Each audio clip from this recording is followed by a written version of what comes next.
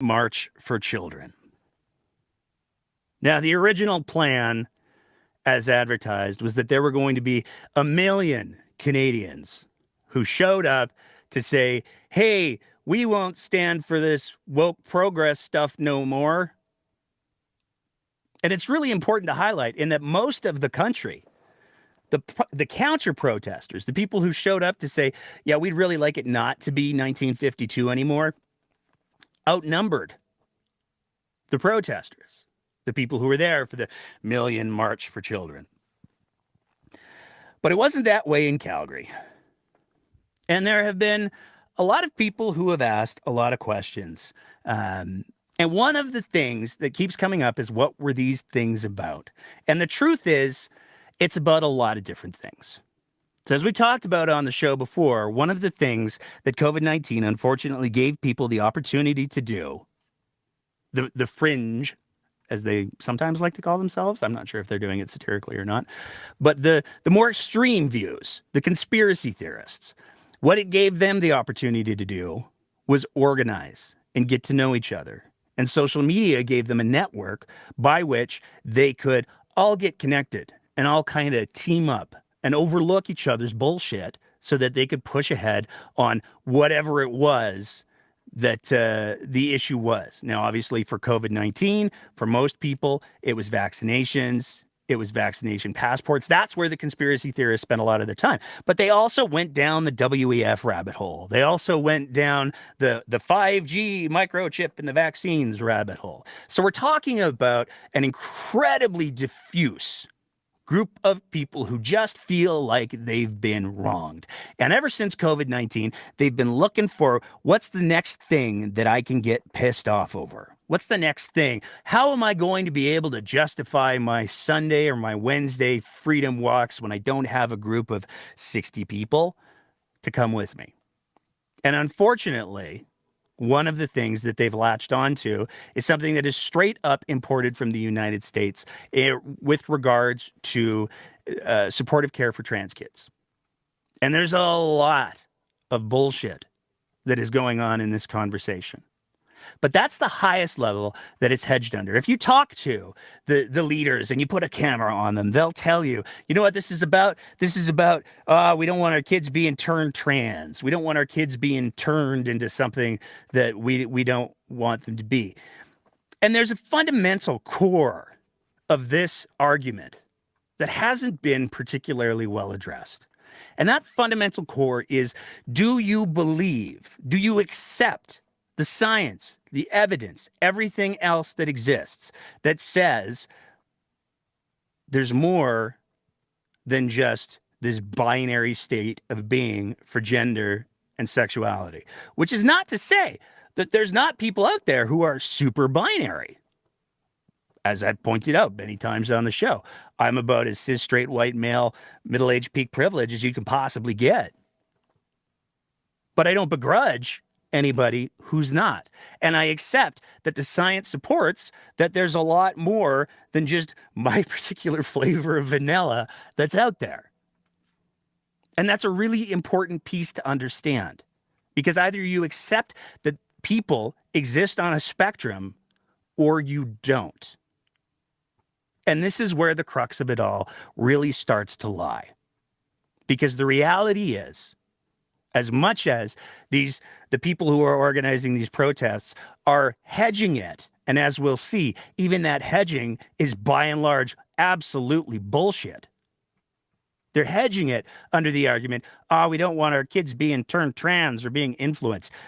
The fundamental question that I have for these people is, if you believe, to these organizers, if you believe that somebody can be turned trans or turned gay, or they can make a choice to whatever, what would it take to make you enjoy? If we've got one of the organizers, most of the organizers are men. I wonder what it would take to convince one of those men to enjoy intimate relations with another man.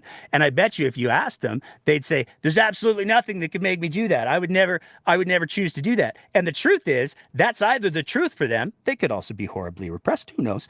But you can't force someone to change who they're attracted to. That's why conversion therapy fails. That's why this whole conversation isn't about choices. What we're talking about when we're talking about acknowledging the existence, which isn't a big ask, of anybody who's not binary, cis, is that you're just acknowledging that these people exist and that it's not a choice. They are who they are, which shouldn't be a big ask. But as we saw this week across the country, and particularly in Calgary, there are some people who don't believe that. And what's most horrifying is that they're teaching their kids that. There is no universe where this kid wakes up and decides, you know what I want to do today? Because I want to. Because I'm 7 or 8. I want to make a sign of my own volition that says, kick the gays out of the country. And there's no universe where a kid that young puts that sign in a vehicle and drives themselves down to the protest. This is something that had to have parental involvement, period. And that in and of itself should be enough to make the case that there needs to be better education so that kids don't get put in positions where they're saying, holding up signs that say, kick the gays out of the country, or worse, saying things like this. Listen to them, they tell us what they want to be, not whatever those guys accuse us of. What do you like to say? I like to say that the gays are psychopaths and we're not psychopaths. No, that's not true. One more thing to say. No, that's not good. The gays, they are disgusting. What's that mean? Now you can hear the voice of the one woman in the background who's saying, no, that's not good. And that's good. I question why she's there. But at least one person in that crowd recognized that what that kid was saying was completely inaccurate and completely hateful. But that's the same kid who was holding up this sign. That's the same kid whose parents very clearly took him down there. Now, for obvious reasons, we're not showing this kid's face because this kid is obviously, I want to use the word, a victim of shitty parenting, of indoctrination. You want to talk about indoctrination? That's what the face of indoctrination is. That's the behavior that is indoctrination. But of course, that kid wasn't the only speaker there. Leader of Take Back Alberta. I hate that we have to talk about this guy as much as we do. We're not going to play David Parker's full speech because it's like 5.5 minutes long, and so much of it you've already heard before. But there are a few clips that we pieced together. So to be clear, this isn't the full speech. If you want to watch the full speech, you can go to any of our social media. It's horrifying. The amount of anger and hate in this man's voice is absolutely off the charts. And one of the things that I want to be clear of, if you're looking at the video or if you're hearing when he's talking about them, he's pointing across the street at the counter-protesters. The counter-protesters who showed up to say, you know what, kids deserve to feel safe even when they have garbage parents. I'm going to let their accusations of hate scare you. No! Are we going to take back this province? Yeah! Let me tell you something. The Muslims are with us. Yeah! The Sikhs are with us. Yeah! The Christians are cowards. That toxic ideology is consuming our society. Yeah! They have taken over our justice system. They have taken over our education system. They have taken over our healthcare system. And I tell them this, we are coming and we will not stop until all of you are unelected. Yeah! the unions. We will destroy this horrible, hateful ideology that is castrating our children. We will drive this toxic ideology out of our schools if we have to fire every principal in the province to do it. We will drive them out of our school administrations. We will drive them out of our bureaucracy. This is my message to you. Do not listen to the mainstream media. Alright? Do not believe them when they say that you are a small fringe minority with unacceptable views. They are the small fringe minority with unacceptable views. And I tell you this, we will defeat you. So when he says we will defeat you, when he says they are the small fringe minority, for those of you who are listening to the audio version or you're on the Twitter Spaces right now, he's pointing directly at the counter protesters. Now that's the whole thing is hard to listen to because it's a reality of what's happening in our province right now. And it's hard for me as a middle-aged straight white guy to listen to. So I can only imagine how hard it would be for somebody who's not a straight, cisgendered white guy to hear that. I can only imagine how hard it would be to be a 12 or a 13-year-old kid and see that kind of hate and rhetoric directed at you. There's a lot of hypocrisy in what Mr. Parker had to say there. He opened with, "Don't let anyone tell you that your views are hateful," and then proceeds to point across the street to the people who are trying to make safe places for kids and calls them hateful. He calls the ideology that would see those kids protected hateful. It's fascinating how a man who says, "Don't let anyone ever call you hateful," really is comfortable throwing around the word hate at everybody who disagrees with him. He's playing straight out of a playbook. Don't believe the mainstream media. There's a checklist out there. You can go and look it up. What are the warning signs of a certain type of government? Mr. Parker manages to hit just about all of them. He talks about how healthcare has been infiltrated. As somebody who works in the healthcare system, that's just about the dumbest thing that I think I've ever heard. He talks about how the education system has been infiltrated. If anything, especially in elementary school, with the shift in curriculum, teachers are absolutely overwhelmed. Because of the way that the new curriculum is structured, kids are being expected to learn things that they haven't been taught yet and weren't supposed to be taught for another year. But because of the curriculum shift, that stuff got moved to the year before, and they're just in this nebulous limbo of sucks to be you, this is going to hurt.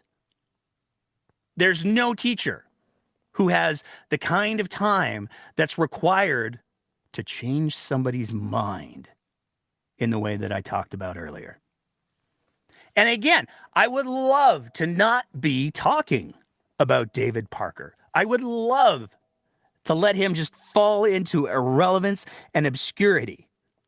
But the reality of David Parker is he knows people. David Parker, for anybody who hasn't been listening, if this is your first time listening to the show, welcome. You picked a hell of a one to join us on. David Parker is the person who takes credit for getting rid of Jason Kenney as leader of the UCP. David Parker is the person who takes credit for Danielle Smith being installed as the new leader of the UCP.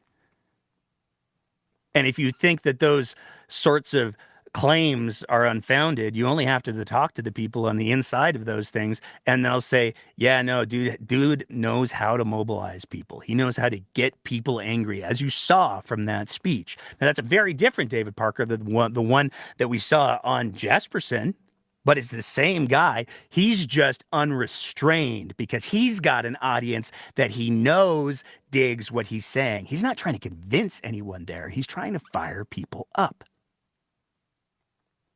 This is the same David Parker who had Danielle Smith in March of this year, I think it was March, earlier this year, attend his wedding This is not a random guy standing on a street corner preaching hate. This is a guy standing on a street corner preaching hate who is connected to some very, very powerful people. And we have already seen in this province that Danielle Smith is afraid of people like David Parker, because when she first got to office, she called the justice minister at the time and tried to get him to make the charges against Artur Pawlowski go away because she was afraid of what the backlash could look like. That's the reality of who David Parker is. And he can't just be dismissed. But he's also, it's worth noting, not the credited organizer of the event. That person is Mahmoud Moura. And Mahmoud likes to say, you know what? I'm just trying to protect the kids. I got nothing against the gays. I think they're great. I just want them to leave me and my kids alone. That's all I'm after. Except that's not exactly true.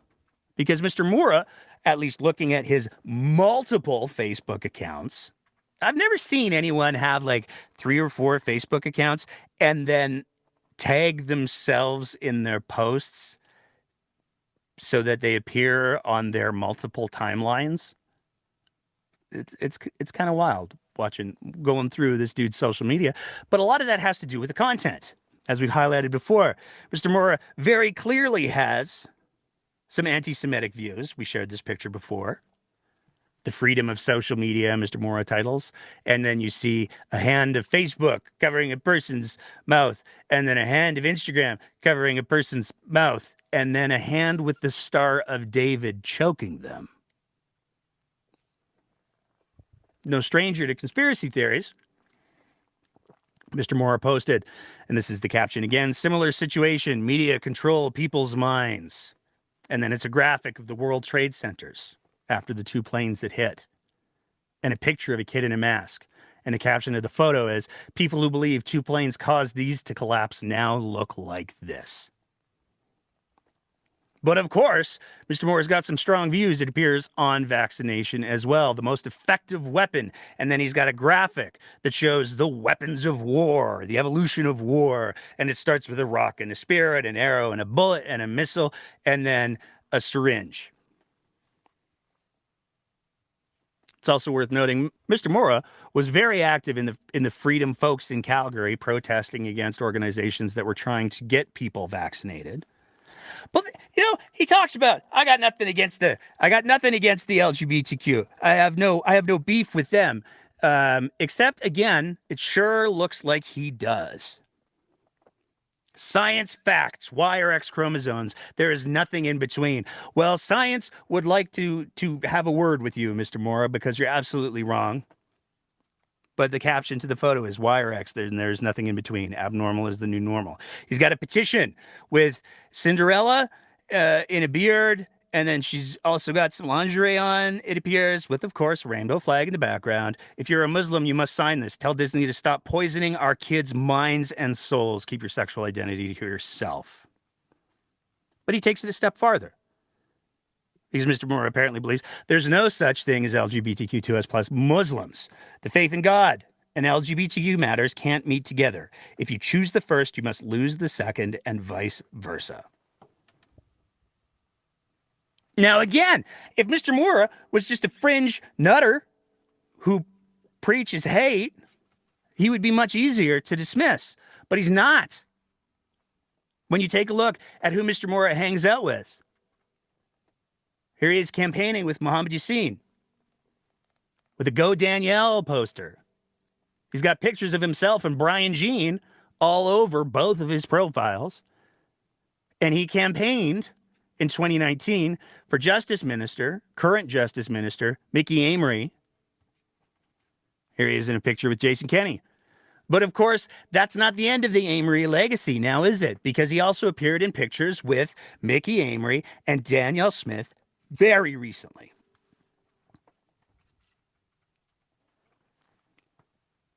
But of course, we don't even have to go into his old social media to figure out that when Mr. Morris says it's just about let's keep the trans stuff away, that's just what he says when he's in front of the big microphone. Actually, the union want to sexualize and indoctrinate our children's. So for every parent, I want to tell out there, for every member of this union who has kids, you need to be extra careful. Our battle now against these unions, and we need to put the stop for them. And I want to encourage every parent. The protest that happened September 20 is just a first step. We're not ending here. We're not stopping. So I just want to tell each and every one of you, when you go out there for any mall, for any store, we're not just a keyboard pusher. We are the power. We are the people. So when you walk into that store and you don't belong to any union, to any service, just send a message. We are boycotting this because of your union, what it did to us. And if you see that multicolored flag, it's about time to hold that business responsible for what they are doing to our kids. Before we never called for that, but I know now it's something we need to call for, to boycott these businesses and hold them accountable. Let's see who's going to have a longer breath. Let's see who needs our businesses and our money. So Mr. Mora makes it pretty clear. Unions, all of a sudden. Now, Mr. Mora is not just worried about the indoctrination of the kids. He wants people to fight against unions. He wants people to boycott any institution that uses a union, which will be fascinating if anyone ever needs health care. Mind you, health care is all infiltrated by the woke progressives, according to David Parker. So maybe they wouldn't avail themselves of that if they needed to. I would hope they would. He wants you to boycott any stores that have that multicolored flag. So all of a sudden, now it's not just about, oh, we got to fight back against the unions. We got to now punish any store that dares to voice support for the LGBTQ plus community by putting a pride flag in their store. And he wants people to not only boycott those stores, but apparently go into them and say, this is why I'm boycotting you. And as many people of social media have pointed out, that might not be an entirely bad thing, because if all the bigots don't go into the stores with the pride flags, maybe we just need to put up a bunch more pride flags. We'll have a bunch more places where we won't have to worry about this bullshit. But of course, the reality is they will still come in. They will still stamp their feet. They will still try to make noise, and God knows they'll absolutely film it all. This isn't about just protecting the kids. This is about an anti-LGBTQ2S plus agenda. This is about an anti-union agenda. This is about an anti-mainstream media agenda. And if you Google those things, you'll find yourself on that checklist that I talked about earlier pretty quick.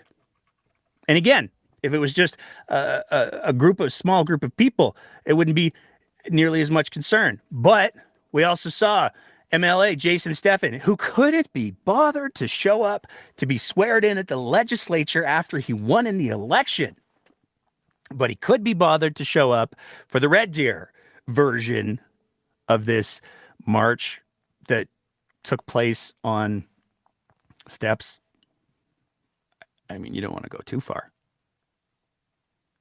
UCP MLA Jason Steffen, who also couldn't be bothered to pay his legal fees on time, or his lawyer registration fees to the Law Society on time. He couldn't be bothered to do that stuff. He showed up for this, though. He was his keynote speaker. And when people tried to say to the UCP caucus, hey, maybe that's a little offside, the UCP said, hey, you know what? He's just saying his thing. We believe in parental choice. But Jason Steffen wasn't alone there. At the exact same rally, guest appearance in Red Deer by Monique LaGrange. Monique LaGrange, of course, the person who got in a little bit of hot water there for a while when she posted a picture comparing kids holding pride flags to kids holding Nazi flags. Now, and this is fascinating because there's been some misunderstandings, some misinformation that's gone on around Miss LaGrange. She was fired from the provincial body that is a collection of school board trustees. So that provincial board of school board trustees, where there's one from every area, one from every Catholic school board, they said, yeah, she's not going to fit in here anymore after that. That's well below our standards. We're not going to tolerate that. She was fired from that role. She does, however, remain a Red Deer Catholic School Board trustee. The Red Deer Catholic School Board tried to say to Education Minister Demetrius Nicolaides, hey, please fire her. And then Demetrius Nicolaides said, you've got the authority to do that under the Education Act. Why don't you do it? And it turns out that they don't have a mechanism within their bylaws as to how to do that. So it's kind of like they've got the Lego, all the pieces to build a Lego set, but they don't have the instruction manual to actually build the Lego set. They're missing that important little, here's how you do it ingredient. So she remains a Catholic school board trustee, and she attended this march. But that's not the only thing that she attended.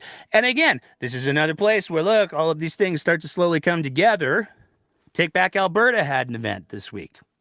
And when we take a look at who the guest speakers were, 3 of the names we just finished talking about. There's David Parker, disappointingly not in a turtleneck. There's Monique LaGrange. There's Mahmoud Mora again. But it's also important to realize that we're not just talking about the fringe of the fringe, because one of the other things that got traction on social media was a story, an Instagram story from Brock Harrison. Million March for Kids. Schools don't decide what parents know about their children. And I would agree with that statement. Schools don't decide what parents know about their children. The relationship that exists between parents and children decides what parents know about their children. How safe kids feel in that relationship decides what parents know about their children. Important distinction. Who's Brock Harrison? Some of you might not know. Well, other than looking like the answer perhaps to the question, what would somebody who grew up to be a milkman and a serial killer look like? Brock Harrison has actually been involved in politics for quite some time. Not only was he the communications guy for Andrew Scheer, who also is the answer to many milkman serial killer questions, some might say. He also worked in the UCP government with Jason Kenney. And then when he left office, he got himself a little bit of job with the TC Energy folks. And this is, again, where it's pretty wild that he would be comfortable posting this on social media, given his higher profile. Because it turns out TC Energy actually has a whole rule about creating a culture of inclusion. One of the bullet points on their website, we launched 4 employee-led employee inclusion networks focused on 2S LGBTQIA plus women, Indigenous peoples, and veterans to encourage connection around shared values and identities and amplify underrepresented voices. So TC Energy, they want to create a culture of inclusion. It seems like Brock is maybe flying a little bit in the face of that, but I don't know. I'm no expert. And that's where we get to our next video clip. Because Danielle Smith in a press conference on Thursday had this to say. What did you think of a 1 million march? Well, look, I mean, I'm sympathetic to parents who want to preserve the innocence of their kids for as long as they can. And that's part of the reason our school act allows for parents to have the choice to have their kids be exposed to topics of religion and sexuality at a pace that is their choice. That being said, we also know that sometimes these protests can get a little heated, and it's unfortunate if people take their opposition too far. and cross the line. And there are mechanisms in law to make sure that that gets addressed if that's the case. But, I look at what young kids must be thinking as they're watching these battles go on in the streets. And that's what I'm concerned about, is I think every kid needs to feel safe and protected and needs to know that they're supported in their choices. So we're trying to find the right balance. We're trying to depoliticize it. But I respect the right of people when they have these really complex, difficult discussions to have, that they do it in a civil way, and I'm supportive of that. And here's the problem with that. It's not that complex. It's really not. It's actually really quite simple. In Canada, we believe that you have the right to religion, you have the right to not religion. And when we're talking about a lot of these people who attended these protests, hate rallies, whatever you want to call them, I mean, Mr. Parker said it himself. The Muslims are with us. The Sikhs are with us. Might want to learn the pronunciation of that word if you're going to invoke it there, Davey. It's very clearly about religion. And you're allowed to believe whatever it is that you want to believe. If you want to believe that on Easter, Jesus Christ rose from the dead, that's cool. If you want to believe on Easter that a goldfish flops across your floor and leaves Lincoln Logs in your sock drawer, that's okay to believe too. The line that we agree to in this country is that you don't get to impose your beliefs on other people. And as I said earlier, the question as to whether or not there's such a thing as anything other than straight people who are non-binary, there's only cisgendered straight people in the world, that is demonstrably, scientifically, provably false.